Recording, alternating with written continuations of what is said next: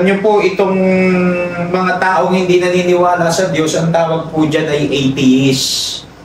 At para rin sa akin, straight to the point, tayo, yan ay tila baga isang malaking kalapas-tanganan. Magandang araw po muli sa inyong lahat. Nagbabalik ang inyong lingkod. Siyempre, ang Peking Kano. At makapagbahaging muli sa inyo ng ilang kaalaman at pamantayan sa ating pang-araw-araw na buhay. May nagtanong po sa akin, since na ako nagtuturo din sa Bible School, may nagtanong na sinasabi, Pastor, ano masasabi mo doon sa mga tao na hindi naniniwala sa Diyos? Alam niyo po, itong mga taong hindi naniniwala sa Diyos, ang tawag po dyan ay atheist.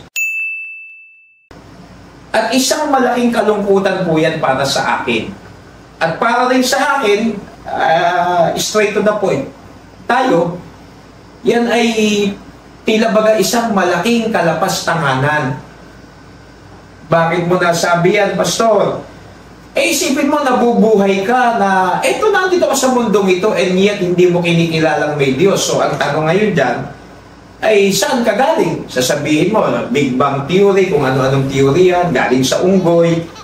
May tinatawag po kasi sa pag-aaral na yung tinatawag na cause and effect, kung may nilikha, may lumikha. Hindi pwedeng ang isang upuan lumitaw na walang lumikha. Hindi pwedeng ang isang bagay lumitaw walang lumikha. Hindi pwedeng ang tao lumitaw walang lumikha.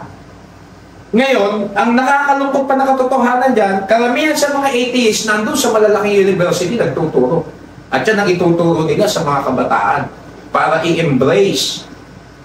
Pero sa ganang akin, mas tatanggapin ko yung sinabi ng Genesis 1:27, God created us in His own image. Mas tatanggapin ko yun at mas magandang tanggapin sa ating pansarili. Bakit? Kasi kung hindi ka naniniwala may Diyos, maraming question eh.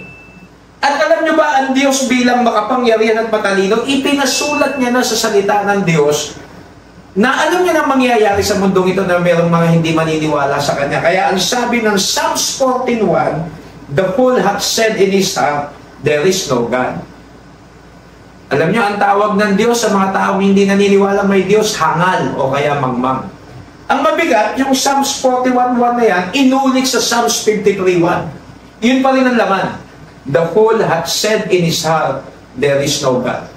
Kaya kung kayo ay nakikinig sa akin, at hindi kayo naniniwalang may Diyos, ang tawag sa inyo ng Diyos ay hangal at mangmang. So nakakalungkot mga minamahal. Ngayon, ito pa yan. Sabihin na natin hindi ka naniniwala sa Diyos.